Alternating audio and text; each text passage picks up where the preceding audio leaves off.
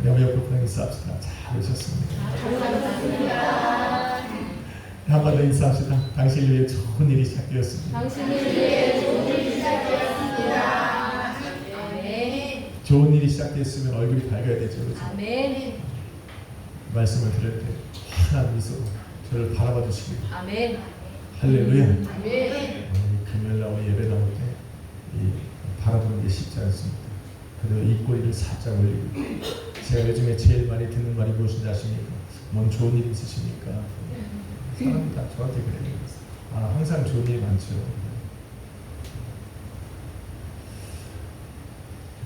근데 얘기를 싫어하시는 줄 아는데 하나 시작해야 될 것 같습니다. 해상훈련을 3주 동안 받으면 굉장히 힘듭니다. 물속에 아침에 밥 먹고 들어가면 점심도 물속에서 먹습니다. 둥둥 떠서 밥 먹고 저녁이 돼서 번호밥 먹으러 돌아옵니다. 얼마나 지치고 힘듭니까? 3주 동안 끊임없이 그것만 하는데 나중에 이제 맨 마지막에 희망을 주고자 교관이 하나를 딱 하는데 그 교관 지호야 몸 풀고 들어오는 거야? 먼저 성경 밖에서 풀고 들어와야지. 성전 안에서 다리를 이렇게 풀고 들어오지. 맨 마지막에 하는 게 뭐냐면 이 자갈을 이렇게 합니다. 가지고 유선으로 쓴 거기다가 휴가 딱 써놓습니다. 그리고 그 바다에 보트가 이렇게 서 있는데 그 반경 한 10m 반경에다가 돌 10개를 막 던집니다. 그리고 그거를 찾아오면 바로 4박 5일 휴가를 받는 거예요. 지치고 힘든 게 어디 있습니까? 근데 그게 한 7m 정도 자유수영으로 이렇게 푹 들어가야 되는데 연장도 없이 맨몸으로 들어가서 그거를 이렇게 끌고 내려와야 되는데 정신없습니다. 들어갔다 또 숨쉬고 들어가서 막 찾고 제가 찾았겠습니까? 못 찾았겠습니까? 그랬으면 제가 더 깊게 얘기했을 텐데 저는 못 찾았습니다. 저는 못 찾았습니다. 한 3명 정도가 찾았는데 그게 그렇게 안 보이더라고요. 갈 듯 말 듯 하는데 안 보이더라고요. 오늘 성경은 그렇게 말합니다. 너희가 저 넓은 밭에 진주를 찾아 헤매는데 너희가 그 진주를 발견하는 너희의 모든 것을 팔아서 그 밭을 사서 그 진주를 너희의 소로 삼을 거라고 말씀하고 있습니다. 그 밭에서 발견하는 그 진주가 바로 예수입니다. 할렐루야. 예수를 발견할 때야 비로소 내 인생을 걸 만한 거지 예수가 아닌 것에 내 인생을 걸 필요는 없습니다. 예수를 발견하면 예수에게 내 삶을 올인합니다. 예수를 알견하면 내 삶을 예수에게 맡겨서 의지할 수가 있습니다. 여러분 오늘 예배 때 예수를 만나십시오. 예수를 찾으십시오. 그래서 그 예수가 나의 삶의 의지가 되고 힘이 되고 능력이 되시기를 주님의 이름으로 축원합니다. 오늘 말씀의 사역 8번째, 성령의 사역 8번째입니다. 제목은 이렇습니다. 예수님께서 증거하시는 성령 2. 여러분 성경은 성령 하나님의 삼위일체 되심을 증거합니다. 전지전능하고 무소부재하시고 영원하신 성령을 강조합니다. 근데 이런 거랑 좀 다르게 예수님이 증거하시는 성령은 성령의 사역에 초점을 맞춰 있음을 볼 수가 있습니다. 성령은 어떤 분입니까? 또 다른 보혜사라고 했습니다. 알로스 보혜사. 예수님과 똑같은 분이랍니다. 그런데 시간과 공간을 초월하시는 영으로 계시는 분이기 때문에 성도가 어디에 있든 언제 어디나 성도와 동행하시는 분이 바로 성령입니다. 그래서 성령이 유익한 거예요. 또한 성령은 진리의 영입니다. 진리이신 예수 그리스도만을 증거하는 분이에요. 그래서 우리에게 성령을 통해서 우리는 예수를 찾고 또 예수에게로 가까이 나아갈 수 있고 또 자유롭게 우리 하나님께 예배할 수가 있는 거예요. 할렐루야. 아멘. 여러분 안에 성령이 있게 오늘 우리는 자유함으로 이 자리에 나가 있습니다. 나아가 성령은 하나님의 뜻을 이루기에 필요한 모든 것들을 가르쳐 주시는 분입니다. 내 삶의 영과 혼과 육에 필요한 모든 것들 우리가 그것을 통해서 우리 하나님 앞에 영광을 돌리고 하나님의 뜻을 행하고자 하면 하나님 성령 하나님 우리에게 모든 것을 가르쳐 주십니다. 무엇으로 가르치시느냐 바로 예수님께서 하신 말씀을 우리로 생각나게 하십니다. 한 번도 들어오지 못했던 그 예수 그리스도의 말씀이 내 안에 생각나서 그 길을 따라 걷게 하시는 거예요. 그래서 실수가 없는 거예요. 성령을 따라 걸으면 실수가 없어요. 성령은 이런 분입니다. 믿으시면 하면 없습니다. 그래서 성령의 도움 없이 하나님의 뜻을 이루며 살 수 있다? 거짓말입니다. 우리는 오직 성령을 통해서 주님께서 우리에게 부탁하신 삶을 살아갈 수가 있습니다. 오늘은 더 중요한 일을 한번 이야기를 나눠보려 합니다. 오늘은 예수님께서 증거하신 성령 두 번째 시간으로 요한복음 16장에 기록된 말씀하신 것들을 한번 나눠보려 합니다. 그 첫 번째 말씀이 오늘 저와 여러분이 읽은 요한복음 16장 7절로 8절의 말씀입니다. 예수님이 뭐라고 말씀하십니까? 내가 너희에게 실상을 말하노니 내가 떠나가는 것이 너희에게 유익이라 말합니다. 내가 떠나가지 아니하면 보혜사가 너희에게 오지 아니할 것이요 가면 내가 그를 너희에게 보내리니 그가 죄에 대하여 의에 대하여 심판에 대하여 세상을 책망하시리라. 오늘 이 귀한 말씀 속에 성령의 큰 진리가 숨어 있습니다. 예수님께서 당신이 떠나는 것이 유익하다 말씀하신 것은 성령과 함께 있는 것이 예수님 당신과 함께 있는 것보다 좋다는 뜻이 아니에요. 그 말이 아니에요. 성령은 예수님과 완전히 동일하신 거예요. 맞습니까? 예, 알로스 보혜사예요. 그러나 육체의 제한을 받지 아니하시는 거예요. 그래서 성도가 어디를 가든지 함께 하실 수 있는 거예요. 성도가 어디를 가든 무엇을 하든 누구를 만나든 늘 동행하셔서 우리에게 가르쳐 주시는 분. 그 성령을 통하여서 우리는 예수님과 24시간 365일 매일 매 순간마다 함께 할 수 있으니 유익이라 말씀하십니다. 할렐루야. 예수님 그래도 예수님 때는 찾아가셔야 돼요. 예수님은 육체를 입고 있으시기 때문에 예수님이 필요하신 데를 찾아가셔야 돼요. 그런데 성령은 그렇지 않아요. 완전하신 예수님이신 그 성령 하나님께서 시간과 공간을 초월하지 않으시고 필요한 곳에 계시는 거예요. 더 중요한 것은 성도의 속 안에 계시기 때문에 성도는 어디를 가든 함께 하시는 거예요. 그러니 언제 어디에 무엇을 하든지 필요한 대로 우리는 성령 하나님께 간곡히 부르짖으면 돼요. 계십니까? 도와주십시오. 성령은 지체하지 않고 도와줄 줄로 믿습니다. 그 맛을 알아야 돼요. 맛을 알아야 돼요. 그래서 유익이다 말씀하시고 예수님과 함께 할 수 있으니까.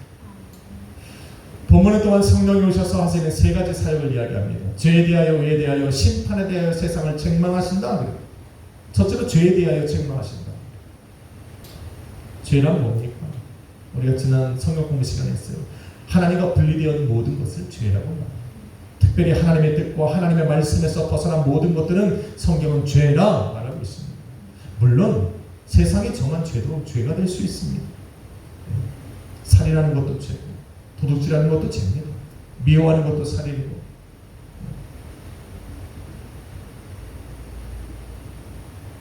하나님의 뜻과 말씀에서 벗어난 모든 것이 죄입니다. 그래서 죄 아래 들어가는 모든 사람들은 하나님과 분리되어서 살아야 합니다. 그래서 이렇게 분리되어서 살아가던 죄 가운데 살아가던 우리를 하나님과 함께 하나님 안에 살아가게 하려고 하나님께서 보내신 분이 누구다? 예수. 할렐루야. 그래서 예수 그리스도를 믿어 영생을 얻는 것이 하나님의 뜻이에요. 아버지의 뜻은 나를 믿고 영생을 얻는 거예요. 마지막 날 내가 다시 살리시는 거예요. 그게 하나님의 뜻인데 세상이 하나님을 예수님을 믿지 않아. 그래서 죄예요. 그래서 여러분 요한복음 16장 9절 말씀에 뭐라고 말합니까? 죄에 대하여라 함은 저희가 나를 믿지 아니함이요라고. 세상이 가진 죄는 하나님이 보실 때 가장 큰 죄. 가장 첫 번째 죄가 무엇이냐면 예수 그리스도를 믿지 않는 죄예요. 예수님을 믿지 않는 게 왜 가장 큰 죄고 가장 우선되는 죄인가? 바로 하나님과 분리된 것을 가까이 할 수 있는, 떨어졌던 것을 붙일 수 있는, 하나님과 화목하게 할 수 있는 유일한 길이신 예수 그리스도를 믿지 않는 것이 그래서 첫 번째 죄라는 거예요. 그래서 하나님과 떨어져서 거룩하고 잘 살고 하늘을 걸어 한 점 부끄러움 없이 사는 사람도 하나님 앞에 섰을 땐 죄인이에요. 왜? 하나님과 분리되어 살아요. 그 안에 예수가 없으면 생명이 없는 거예요. 하나님께서 이 흙으로 사람을 만드신 후에 그 코에 생기를 불어넣지 않으면 하나님 보시기에는 살아있는 자가 아니에요.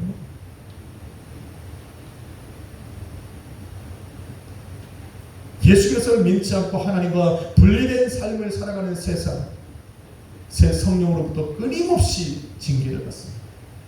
책망을 했습니다. 책망하시는 방법도 여러 가지예요. 이걸 알아야 돼요.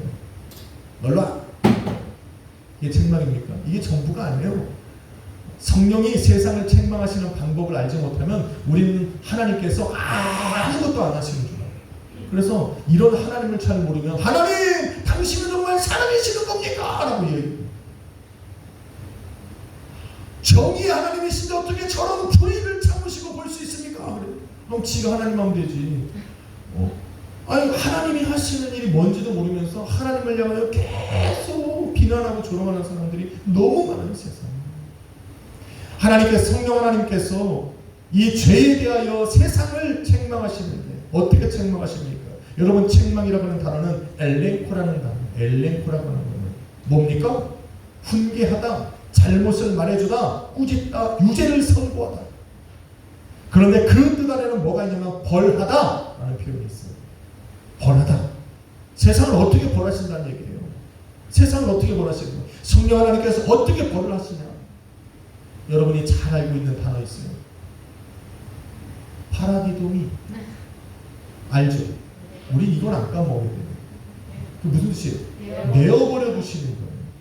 하나님께서 세상을 책망하시는, 성령 하나님께서 죄 가운데 머무는 세상을 책망하시는 방법들 중에 하나가 뭐다? 파라디돔이 내어버려 두시는 것이다 라는 걸 기억해야 돼요.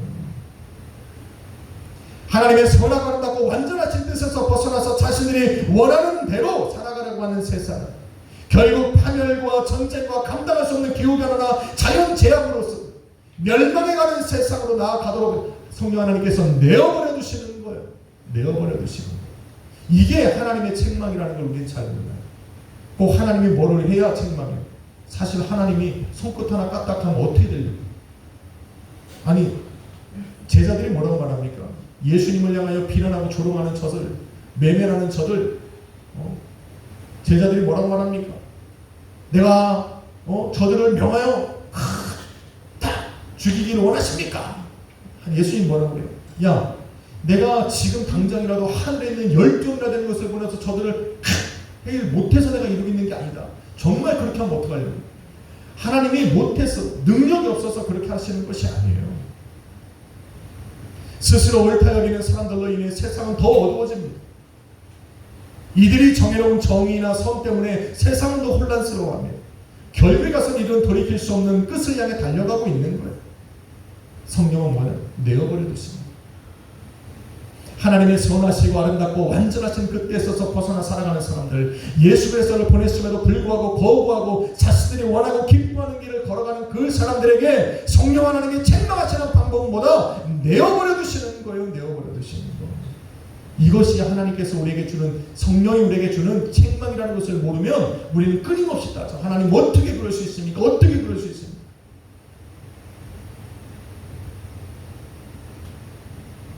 성령께서 무엇을 하시는 것이 아니라 그냥 내어버려 두시는 거예요. 이것이 성령이 세상을 책망하시는 방법들 중에 하나예요.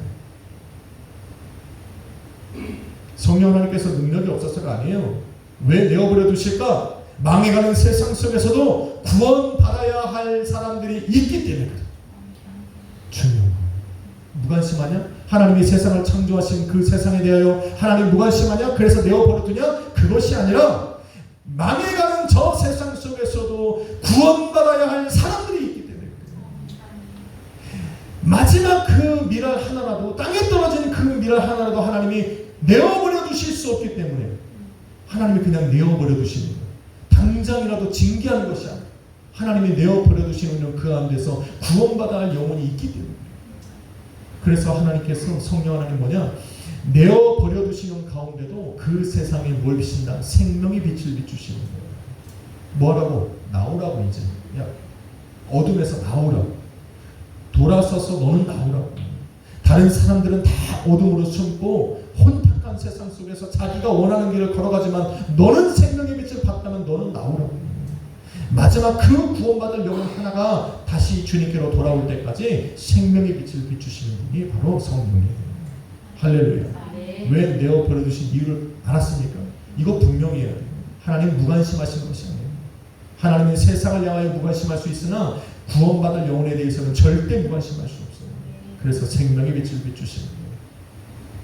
우리가 계속하여 예배 속에서 나와 우리 주님의 임재를 느끼고 말씀으로 우리가 살아계신 그 주님을 느껴야 되는 이유도 바로 여기 있습니다.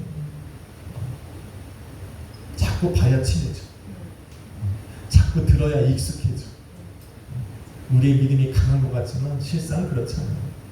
평상시에도 믿음이 있는 것처럼 하다가 마치 굴곡진 파도타기라고 누가 하더라고요. 그 파도에 그 깊은 골짜기로 들어가면 내 신앙이 어디 갔는지 사라져요. 여러분만 그런 게 아니라 저 또한 그래요. 그 파도를 타고서 정상에 오를 때까지 그 파도를 잘 탈 수 있게 하시는 것이 바로 예배예요. 예배를 통해서 걸어가는 걸 바랍니다. 세상과 마찬가지로 성도들도 죄를 짓습니다. 세상만 책망하는 게 아니에요. 죄는 세상도 짓지만 성도들도 짓습니다. 맞아요? 나는 오늘 죄 한 번도 안 지고 이 자리에 오셨구나 하시는 분 계세요? 저도 아니에요. 저도 죄 짓고 이 자리에 오는 거예요. 마음, 생각, 나의 삶으로 진짜 우리 주님께서 70번씩 7번이라도 용서해라 라고 말씀 안 하셨으면 저 자리에 앉아서 찬양도 못 할 거예요. 그 말씀 하나 붙들고 예배 때 찬양하는 거예요. 주여 그래도 70번씩 6번을 했으니 하나님 한 번 남았으니까 내가 이 자리에 찬양합니다. 용서하여 주옵소서. 그냥 말씀에 의지해서 주님께 떠맡기고 나는 오늘 시간 찬양하는 거지. 부르셨으니까. 성도들도 육신 가운데 거하는 동안에 죄에서 자유할 수 없어요. 다 죄를 지어요. 그런데 세상을 책망하시는 것 같이 성도를 내어버려 두시지는 않아요. 방법이 달라요. 세상을 책망하시는 것과 예수 그리스도를 믿는 성도를 책망하시는 방법이 다릅니다. 그러면 성령 하나님께서 제 가운데 살아가는 성도들을 책망하시는 방법은 뭐냐면 죄를 깨닫게 하십니다. 죄책감을 느끼게 하세요. 그렇다고 해서 죄책감을 느끼는 우리를 정지하시는 분이 아니에요. 너는 죽을 거야 이게 아니에요. 너는 영원히 지옥에 떨어질 거야 그게 아니에요. 성령께서 우리에게 죄인임을 알게 하시는 방법은 돌아서라고. 죄를 깨닫고 회개하라고. 그래서 마지막 날에 있을 심판과 저주, 영원한 멸망에 들어가지 말라고. 그래서 우리는 죄를 딱 지었을 때 죄가 생각나게 하시면 바로 회개하면 돼요. 자꾸 내일로 미루면 안 돼요. 다음으로 미루면 안 돼요. 모든 것은 뒤로 미뤄도 되는데 회개하는 것은 그냥 회개하면 돼요. 70번씩 7번이라도 내가 생각나는 대로 회개하면 돼요.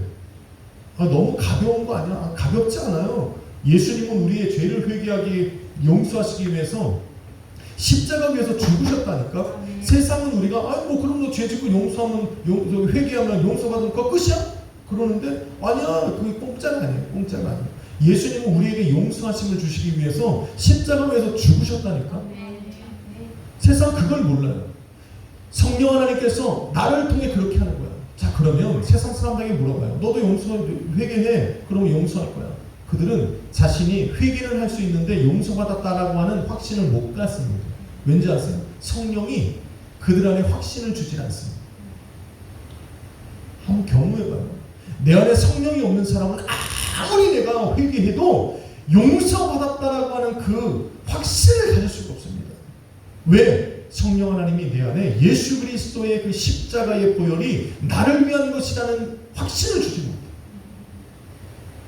그런데 내가 오늘 10번이고 100번이고 1000번이고 10,000번이고 내가 하나님 앞에 내 성령 하나님께서 나에게 죄를 깨닫게 하셨을 때 내가 회개했을 때 우리가 여전히 예수 그리스도의 십자가의 보혈로 내가 용서받고 죄사함받았다는 것이 느껴진다면 바로 성령 하나님께서 나의 삶에 뭐가 줬다? 예수의 피가 내 삶에 흐르게 하신 거예요. 아멘. 그 은혜가 내 것이 되게 하신 거예요. 아멘. 그 사람은 다시 일어나 새 생명을 거둘 수 있어요.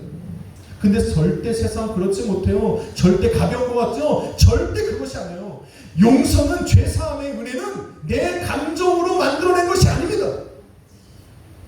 용서는 누구나, 회개는 누구나 할 수 있어요. 입술로 주여 내가 죄사함을 죄를 지었습니다. 주여 용서하여 주옵소서라고 할 수 있지만 이 회개함 속에 다가오는 그 용서와 죄사함의 그 은혜는 절대로 내 감정으로 나오는 것이 아니에요.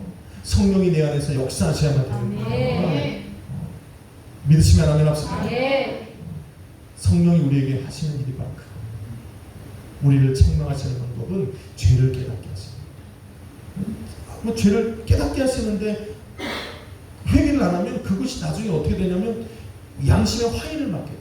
죄를 계속 내 심령을 찌르시는데도 모르면 나중에는 찔리는 데가 굳은 살에 배워가지고 나중에 아프지도 않아. 그 양심의 화인이 맞아요. 그 주님 옆에 서야 알아. 아, 그게 죄였구나. Sorry God. 알았어. 저리 가. 끝난 거예요. 그러니까 제가 생각나게 하실 때 하는 거예요. 제가 우리 인수랑 얘기하다가 목사님이나 전사님들도 죄를 고백하고 회개한다. 다만 우리는 회개는 똑같지만 회개의 질은 달라.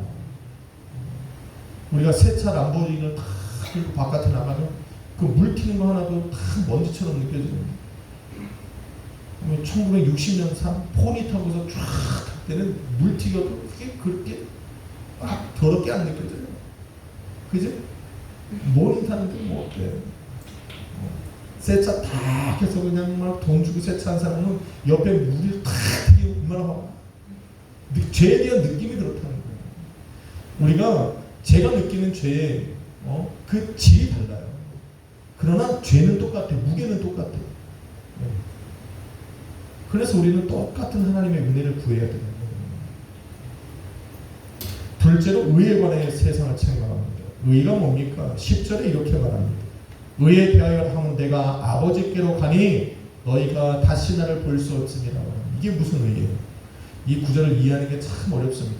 쉽게 얘기할게요. 예수님은 잠시 후면 일어날 십자가의 죽음과 부활로 이 땅에서 이루어 놓으신 의가 하나 있어요. 그것이 무슨 의냐면 십자가의 의예요. 예수님께서 부활하시고 이제는 승천하신 후에 예수님이 없는 이 세상에 남겨진 유일한 구원과 영생 받을 수 있는 의는 십자가의 의 하나밖에 없는 거예요. 이 의 하나밖에 없어요. 예수님께서 십자가에서 남겨놓으신 그 공생의 기간 동안에 이 땅에 유일하게 구원과 영생을 얻을 수 있는 그 의로 남겨놓으신 유일한 하나가 뭐냐면 십자가의 의예요. 이 의를 통해서 우리가 하나님께 나아갈 수가 있는데 세상이 뭡니까? 이 의가 아닌 자신의 의를 찾기 시작합니다. 십자가의 의가 아닌 자신들이 의가 되기 시작하는 거예요. 지금 성령 하나님 바로 이것을 책망하시는 거예요. 그래서 여기서 성령이 책망하시는 의는 뭐냐면 자기를 의롭게 하는 의. 자기를 의롭다 말하는 줄. 자기의 의를 드러나는 사람들의 모든 이 일들을 다 성령은 책망하십니다. 마태복음 6장 1절에 예수님께서 이렇게 말씀합니다. 사람에게 보이려고 그들 앞에서 너희 의를 행하지 말라 말씀합니다. 주의하라. 근데 참 이게 힘들어요. 너희가 사람들 앞에서 너의 의를 행하지 않도록 주의하라 그래요. 근데 참 힘들어요. 이게. 다른 사람들이 없는 것을 내가 혼자 가졌을 때 막 드러내고 싶어요. 드러내고 싶어요. 남들이 하지 못하는 걸 내가 할 수 있을 때 막 드러내고 싶어요. 혹 아니면 남들이 힘들다고 말하는 것을 힘들다고 말하는 것, 불가능하다고 말하는 것이 내 삶에 이루어졌을 때 우리는 막 흥분해요. 어떻게 할 줄 모르냐. 막 나타내고 싶고. 근데 그때 우리의 육체는 막 그것을 자랑하고 막 드러내고 싶어요. 막 좀 있으셔. 누가 안 물어봐 주냐. 내 입으로 하면 자랑인데 누가 물어봐 주면 대답이잖아. 그냥 옆에 사람들이 왜 그럴 때 이렇게 모른 채 해주는지 몰라. 한번 물어봐 주면 되잖아. 여기 김태규 씨한테 봤을 때 선물이 예뻐요? 한번 물어봐 주지. 물어본 사람 있어요? 집사님? 안 물어봤지? 물어봤어요? 나는 갓 태어난 애가 왜 이렇게 이뻐? 나 내 눈보다 큰 것 같아. 오늘 사랑이가 오더니 깜짝 놀래가지고 목사님 이거 선물이 사진 봐. 목사님보다 머리숱이 많아. 나도 알아. 나도 사진 봤어. 아니 뭐 내가 이제 태어났는데 나보다 머리숱이 많냐고. 누가 물어봐줘야지. 우리 김대희 씨는 얼마나 자랑하고 싶겠어. 그런데 물어봐줘야 돼. 마음껏 자랑하라고. 본인이 대놓고 정문에서 나 선물이 났네. 그럴 수는 없잖아. 도와줘야 돼. 우리가 막 물어봐줘야 돼. 많이 보고 싶어요. 막 우리 너무 힘들어. 우리 육체 안에 뭐하기 좋아하기 때문에 뭔가 남들이 할 수 없는 걸 가진 사람들은 막 뭔가 이렇게 얘기해 주고 싶다. 우리 집사님 그렇다는 게 아니라 그렇다고 그렇게 하고 싶다는 거예요. 여러분이 목사님들이 모이면 가끔씩, 아니 솔직히 말할게요, 모일 때마다 자기 교회 자랑하고 성도 자랑하고, 저는 그런 데 끼고 싶지 않아요. 그런데 한참 듣다 보면 나도 그 얘기를 하고 있어. 나도 막 자랑할 게 얼마나 많아요. 나도 우리 교회 자랑하고 우리 성도로 자랑하고, 저번에 기도하고 우리 소율이가 막 방언을 하는 거예요. 나 얼마나 자랑하고 싶어. 죽을 때가 그냥 집사 30년 해도 막 이 목소리가 이 방언 하나 터져갖고 그냥 끙끙 매는 사람들이 막 있는데 우리 소율이가 빵 터져. 얼마나 자랑하고 싶어. 그 얘기만 나오길 기다리는 거. 내 입으로 하면 자랑이니까. 또 순복음이니까 또 그런 거 예배 때 막 뜨거운 걸 막 얘기하는데 그 얘기하면 나와. 우리 권사님이 드디어 30년 만에 방언을 하고 얼마나 저기 부르신 형 대단하시다고. 우리 여기 중학생인데 이거 축하한다고 말해요. 저도 자랑할 거 많아요. 근데 어느 순간 보니까 나도 자랑을 하고 있더라고. 우리 교회 자랑하고 막 우리 성도 자랑하고. 근데 어느 날 막 한참 얘기하다 보니까 내가 만든 것 같은 느낌이 들어요. 막 내 자랑하고 있는 거예요. 내 의의가 막 드러나는 것 같고 막 그래요. 그런데 그런 부류에 내가 속해서 나도 이야기하면서 그 다른 이야기를 나는 자기네 교회하고 성도님들 자랑하는 목사님들을 내가 판단하고 있더라고. 또 잘했죠. 또 잘했죠. 나도 했으면서. 잘했죠. 그래서 목사님들을 만나고 오는 그날 밤에 기도하면서 맨날 회개해요. 주여 용서하여 주옵소서. 주여 이 마음을 하나님 걷어가지 마시고 용서하여 주옵소서. 다 주님이 하신 겁니다. 주님이 하신 겁니다. 어쩔 수가 없어요. 어쩔 수가 없어요. 어쩔 수가 없어요. 여러분, 남유다가 북이스라엘과 남유다로 가려놨는데 이 남유다로 세워진 왕들이 하나님 앞에 순종을 잘했어요. 하나님이 기뻐하는 일만 했어요. 그래서 하나님 막 복을 주셨어요. 히스기야 때 엄청난 번성을 이뤘는데 그냥 그 성 안에 곡간이 있는데 금고로 가득 차요. 하나님이 나라를 강성하게 하니까 옆에 있는 나라들이 전부 다 막 금은보와 갖다가 화친을 맺는 거예요. 왜냐면 막 창고 안에 막 금은보가 가득한 거예요. 곡식 창고에는 막 곡식이 가득한 거예요. 그래서 히스기야가 너무 잘하고 싶은 거예요. 그래가지고 주변 나라 왕들을 다 불러 모아놓고 내가 너희들한테 보여줄 것이 하나 있으니 봐! 그리고 곡가문을 쫙 그러고 사람들이 막 와! 대단한 위대한 왕이요! 막 박수치고. 하나님 기뻐하시고 안 기뻐하시겠어요? 하나님이 안 기뻐하시는 거예요. 그래서 결국은 그 일 때문에 어떻게 돼요? 주변 나라들이 힘을 합쳐가지고 남유다를 쳤어. 그래서 곡간에 찌그러기도 하나 남는 거 없이 싹 털어간 거예요. 그때 히스기야가 하나님 앞에 무릎을 치고 하나님 용서해달라고 회개합니다. 자기 의의를 드러내는 사람들의 최후가 어떤지를 아주 단면적으로 보여주는 예예요. 자기 의의를 자꾸 드러내는 사람들 결국은 어떠냐는 거, 성령이 책망하신다니까.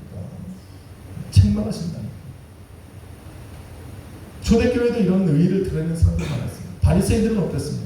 바리새인들은 사람들을 너무 좋아해요. 그래서 사람들이 지나가는 곳에 가서 구제를 합니다.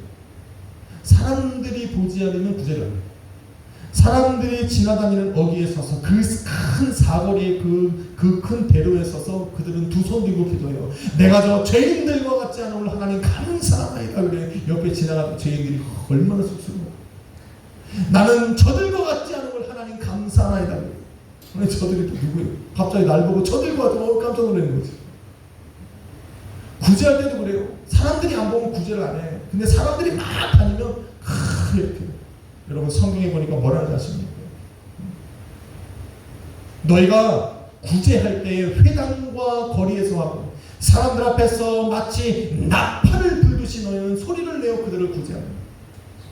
너희는 기도할 때도 왜 사람들이 보이는 회당과 큰 거리에 나가서 너희의 의의를 드러내며 기도하느냐? 책망하십니다. 금식할 때는 더 아주 난리예요. 금식할 때 이들이 어떻게 하지 않습니까?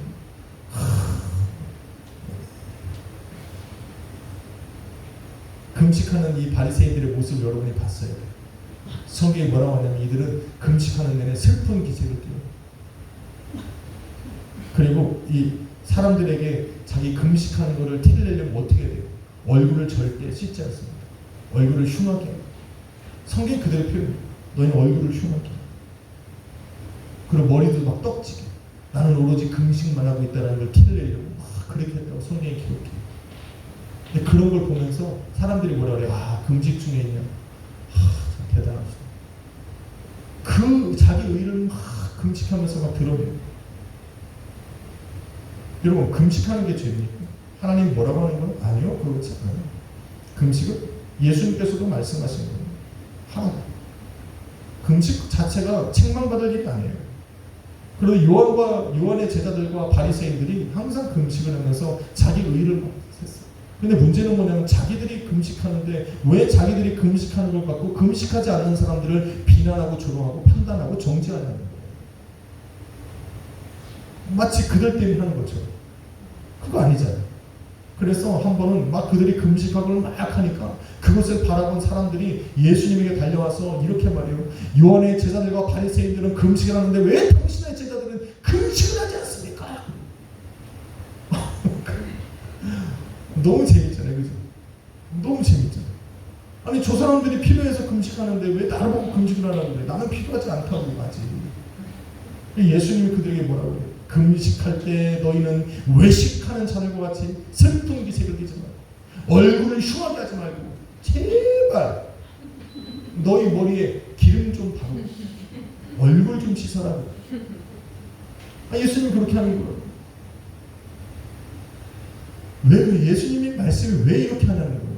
왜 이렇게 이런 말씀을 하셨냐면 하나님께서 기뻐하실 금식을 하면서 하나님께 받을 상급을 받을 금식을 하면서 왜 하나님의 주실 그 상급을 사람들이 주는 그 작은 칭찬으로 바꾸냐라는 거예요. 그 사람들이 인정해주는 그 자그마한 것에 하나님께 받을 그 칭찬과 상급과 기쁨과 바꾸지 말라는 거예요. 할렐루야. 조금만 기다려 하나님께서 그걸 베푸시고 주시는데 기뻐하시는 일을 왜 세상 사람들이 하는 그 칭찬 하나에 바꾸냐라는 거예요. 그렇지 말라고 말합니다. 하나님의 상급을 빼앗길 뿐만 아니라 성령 하나님께 책망을 받을 거라는 거예요. 그렇게 하는 게 왜 너의 의가 드러나. 그러니까 좋은 일하면 하나님께 주실 상급을 사람들의 칭찬과 바꾸지 말라는 거예요. 할렐루야. 아멘. 목회를 하다 보면 이런 분들 자주 봐요. 자신이 신앙과 믿음을 들여서 행한 그 일로 다른 사람들을 자꾸 비난하고 책망하고 판단, 정죄. 이런 사람들이 주로 하는 말이 있어요. 아니, 왜 이런 걸 안 해?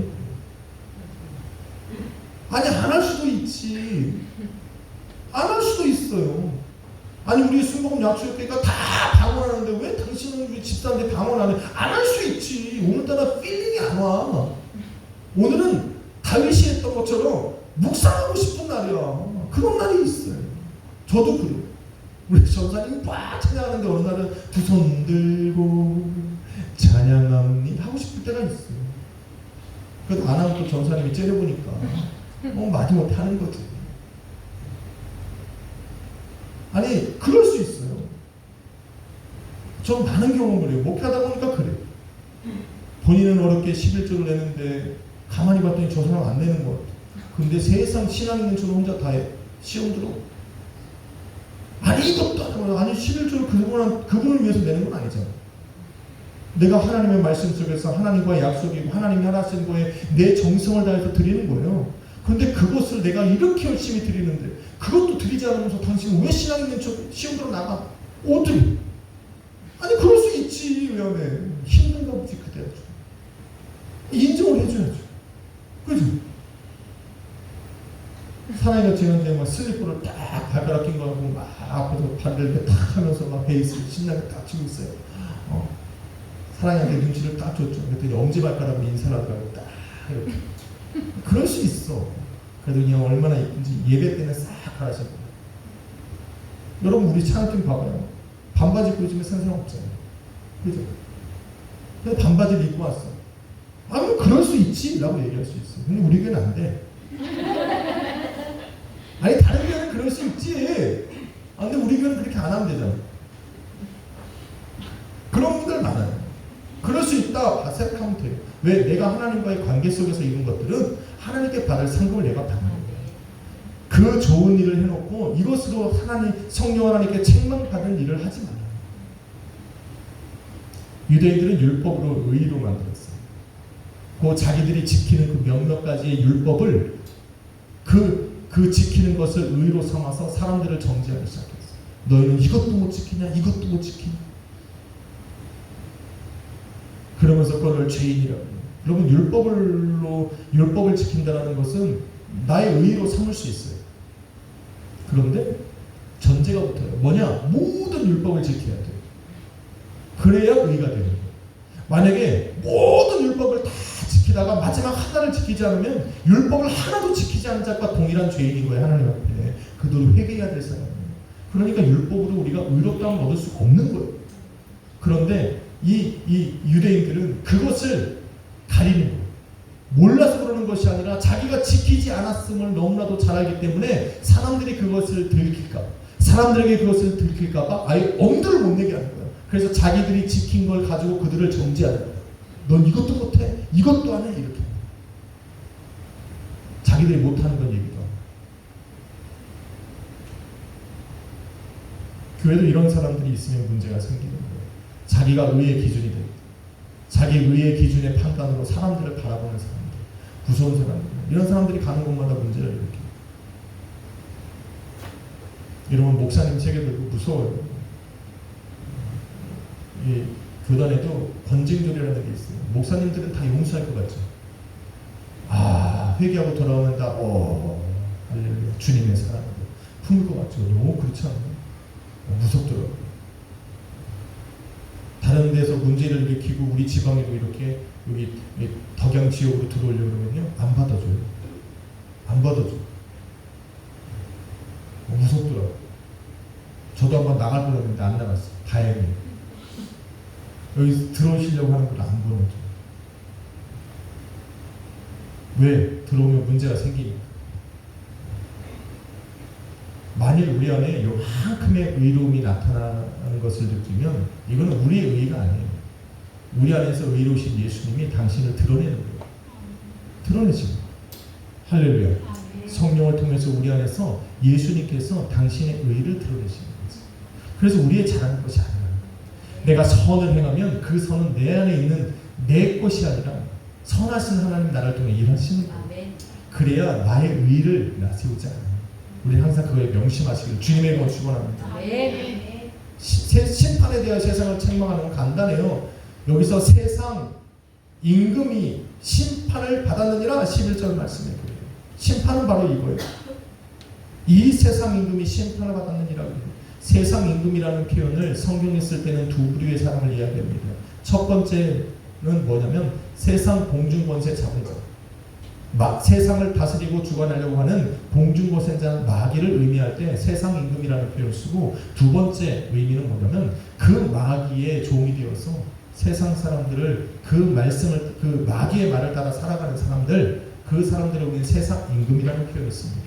성경을 막 넘기다 세상 임금은 바로 이 두 부류 중에 하나예요.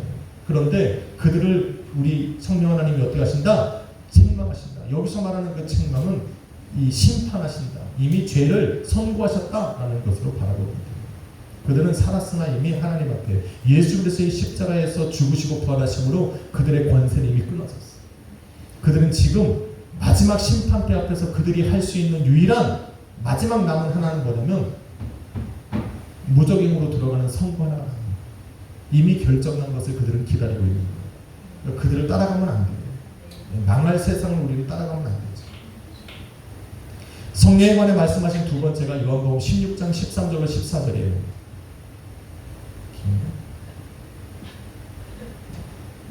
빨리 말할게요. 여기서 우리 한 가지는 성령은 진리의 영이에요. 진리의 영이라는 뜻이 뭐라고 했어요? 진리가 되신 예수만을 증거합니다. 예수님이 하신 말씀을 성도로 하여금 생각해서 예수님을 찾아갈 수 있게 합니다. 예수님을 찾고 예수님께 가까이 가고 예수님을 향하여 예배할 수 있게 만드시는 분이 누구다? 성령. 그래서 우리는 성령을 진리의 영이라고 부르는 거예요. 이것만 기억하시면 스스로 말씀하시는 것이 아니라 예수 그리스도께서 받은 것을 우리에게 말씀하시는 거예요. 그분이 성령입니다. 그래서 우리가 성령 충만 받으면 우리는 예수님을 예배하는 거예요.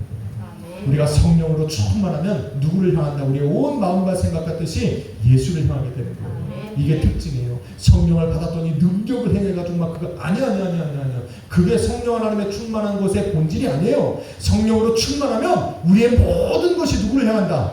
예수를 향하는 거예요. 기억하세요. 세상에 많은 이단자들, 막 능력 받아서 병 고치고 죽은 사람을 막 일으키는 것 같은 능력을 행하는 사람들, 성경을 막 꿰뚫어서 막 진주를 쪼개듯이 막 쪼개는 사람들, 다 중요한 게 아니에요. 그것은 다 성령 하나님의 역사일 수 있어요. 그런데 성령 하나님의 충만한 역사의 가장 근본적인 목적은 누구를 향한다? 예수를 향하게 하는 거예요. 우리로 말씀 속에서 예수를 캐내게 하시는 분이 성령이에요. 내 삶에 드러나게 하시는 분이 누구다? 예수를 드러내게 하시는 분은 성령이에요. 그래서 내 안에 성령이 계신 분의 가장 특징, 성령으로 충만한 사람들의 가장 특징은 뭐냐면 예수가 드러나는 사람이에요. 말을 많이 해서가 아니에요. 그냥 그 사람의 모습을 보면 그냥 예수가 드러나는 사람이 있어요. 그냥 막 잘 살아서 예수가 드러나는 게 아니라 삶을 보면 그냥 예수가 사는 것 같은 사람들이 있어요. 죄를 안 짓는다는 얘기가 아니에요. 우리 유미를 보면 예수님이 사는 것 같잖아요. 왜 아니야? 그렇다니까. 말이 없어서 과묵해서 그런 게 아니에요. 요즘에 사는 모습을 보면 그래요. 이 말씀 속에서 13절과 14절에서 중요한 것은 뭐냐면 성령 하나님이 우리의 장래일을 알게 하신다. 이게 되게 중요한 거예요. 장래일을 알게 하실 때 성령 하나님께서 우리를 가르치실 때 무엇을 가르치신다? 예수님의 말씀을 생각나게 하신다. 그래서 다윗이 이렇게 고백했어요. 주의 말씀은 내 발에 등이요 내 길에 빛이다 말씀하셨어요. 여러분, 등은 앞에다 놓고 멀리 비추는 것이 아니에요. 등은 어떻게 됐다? 내가 걸어가는 그 한 걸음 앞에 거를 밝히는 분이에요. 다시 말해서 성령 하나님께서 우리의 장래일을 알게 하실 때는 두 가지를 알게 하시는 거예요. 첫 번째는 뭐냐면 내 길의 빛처럼 내가 걸어가야 될, 내가 도착해야 될 그 마지막 종착역이 예수라는 걸 알려주시고 그 예수에게로 나아갈 수 있도록 하루하루의 나의, 내일의 나의 삶을 밝혀주시는 분이 누구다? 성령이시다. 우리 기억해야 돼요. 여러분, 성령 충만 받으면 우리가 걸어가야 될 이미 끝을 보여. 어디에 보여? 예수님께서 예배해 놓으신 나의 본향이 보여. 성령으로 충만하고 나면 내가 마지막 때에 내가 이 땅에 살아가다 주님이 오시던, 내가 죽었다가 주님을 만나든 상관없어. 내가 성령으로 충만한 사람은 항상 내가 눈을 들어 내 장래에 어떤 일이 벌어질까 보면 그 끝을 향해 가다 보면 항상 어디에 가 있다? 우리는 하나님 나라 천국에 가 있어요. 그게 믿는 자의 특권이에요. 우리의 장래는 거기 있어요. 그런데 성령께서 우리에게 알려주시는 장래일은 그것만이 아니에요. 나의 내일의 삶이 될 수 있고, 내 한 주의 삶이 될 수 있고, 한 달의 삶이 될 수 있고, 심지어 중요한 것은 뭐냐면 내가 다음 스텝으로 나아가야 될 그 길을 밝혀주시는 분이 누구다? 성령이시다라는 거예요. 되게 중요한 거예요, 여러분. 그래서 성령 하나님은 내 길에, 내 삶의 빛이 되신 예수를 알려줌으로 해서 내가 지금 걸어가는 대로 길을 받쳐주는 거예요. 그런데 주님이 이런 분이 있어요. 밝혀주시면 걸어가지라고 하는 분이 있어요. 이거 못 가. 이분은 못 가. 아니, 걸어가야 비친다니까. 걸어가는 대로 거기가 비친다니까, 이렇게. 그래서 성경은 게으른 자를 제일 싫어요. 게으름이 죄예요. 여러분 몰랐지? 여러분, 게으른 건 죄예요. 게으른 자의 특징. 예수 그리스도를 믿는 믿음을 있는데 게으른 자의 특징. 주님 배째시고 주님께서 주신 삶 아버지 나 인도하십시오. 그게 아니라니까. 우리는 홍해 앞에 선 사람들이 아니에요. 여러분 자꾸 잊어버리면 안 돼요. 우리는 홍해 앞에 선 사람들이 아니에요. 홍해 앞에 선 사람들과 요단강 앞에 선 사람들은 차원이 달라요. 여러분, 홍해는 뭐냐면 홍해를 우리 하나님께서 밤새도록 쫙 가져놓으신 길을 걸어가는 사람들, 보여주시고 알려주시고 열어주시면 걸어가는 사람들. 이거는 그냥 초신자야. 그냥 예수를 처음 믿으면 그래. 기적 보고 믿는, 표적 보고 믿는 사람들.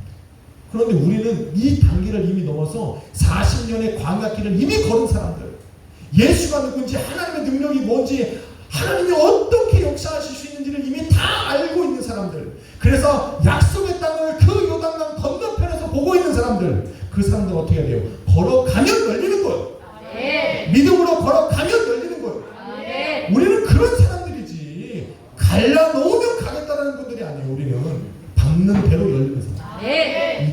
하신다? 성령이 하신다. 우리는 믿음으로 걸어가는 거야. 아멘. 아니 왜 내일이 안 보여? 안 걸어가서 그렇지. 걸어가면 되니까. 걸어가. 오히려 조금만 비치니까는 조금밖에 못 걸어가잖아. 조금 더 넓게 하려면 성령으로 충만하라는 거야. 그러면 성령이 더 반짝반짝 거릴 거 아니야. 그렇죠?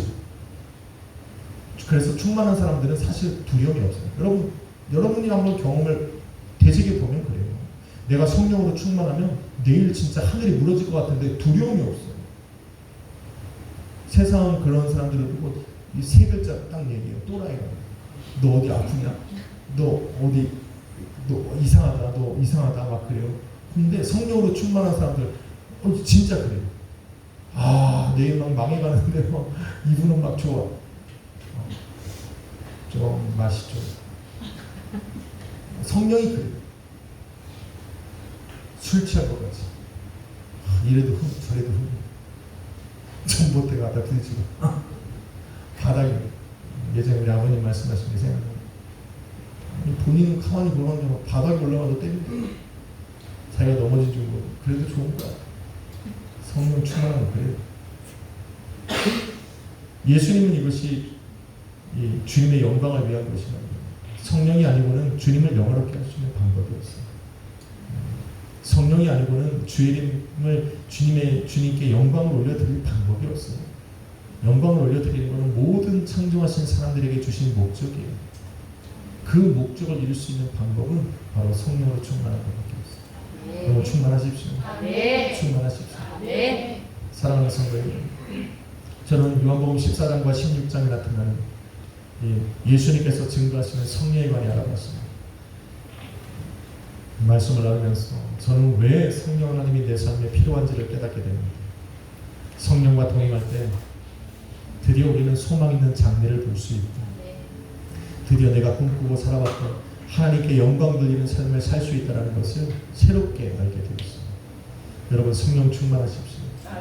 성경은 이렇게 말합니다. 너희가 성령 안에 있으면 너희가 성령으로 또한 행할지니라. 성령 하나님은 일할 준비를 하고 있습니다. 또 일하고 계십니다.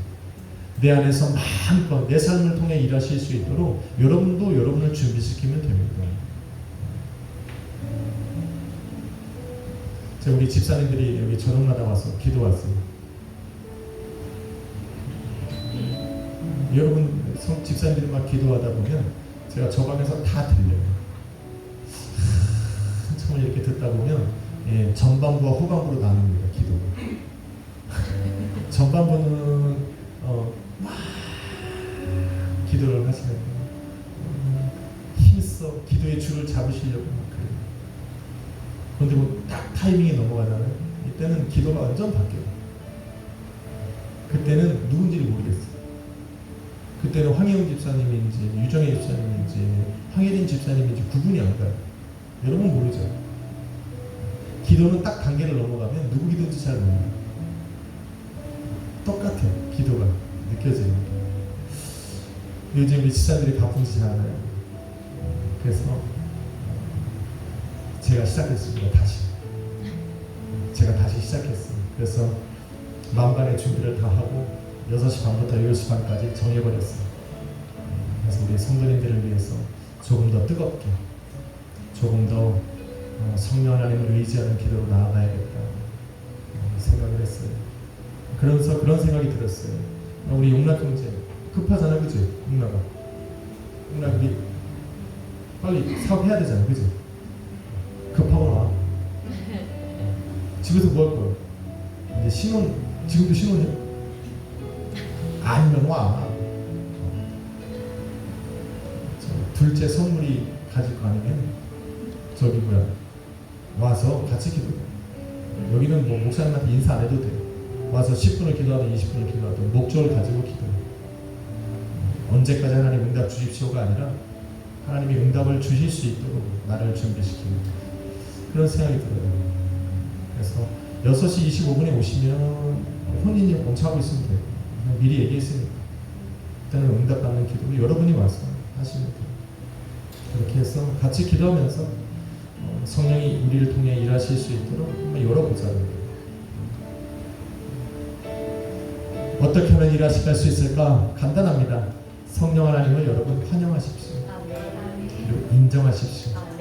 그리고 내 안에 찾아와 거하시라고 모셔드리면 됩니다.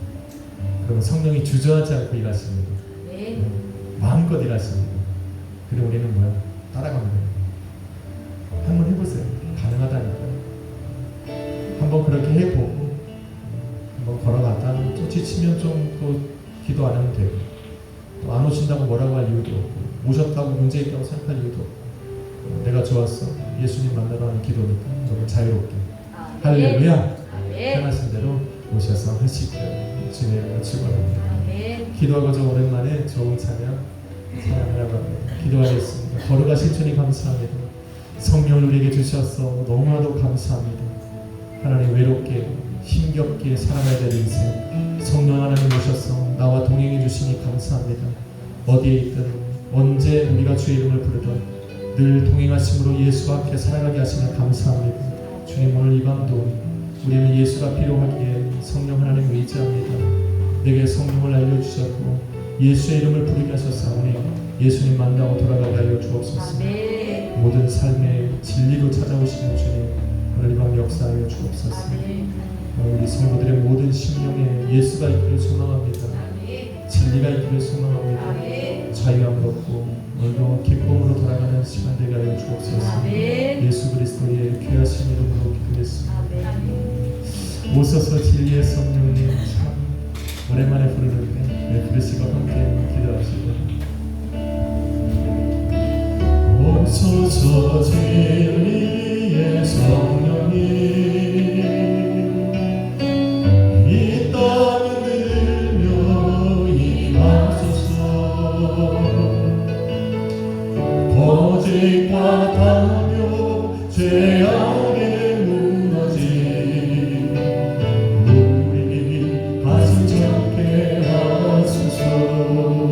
오소서 은혜의 성령님 오소서 은혜의 성령님 하늘 거르고 임하소서. 거룩한 물고 하늘로서 임하사 타오르게 하소서. 주 영광 위에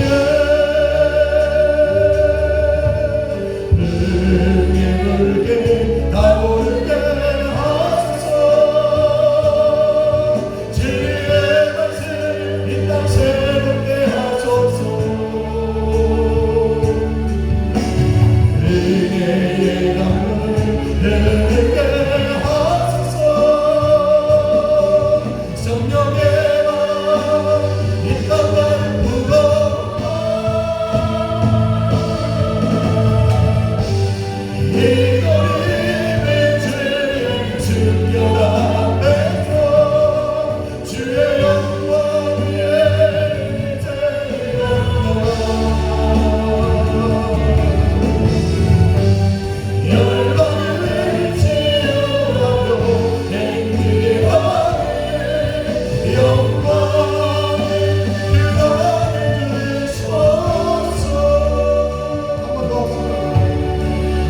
오소서 진리의 성령을 이 땅을 들며 임하소서. 거짓과 가면 죄악에 무너진 우리 가슴 적게 하소서. 오소서 우리의 성령을 오소서 은혜의 성령님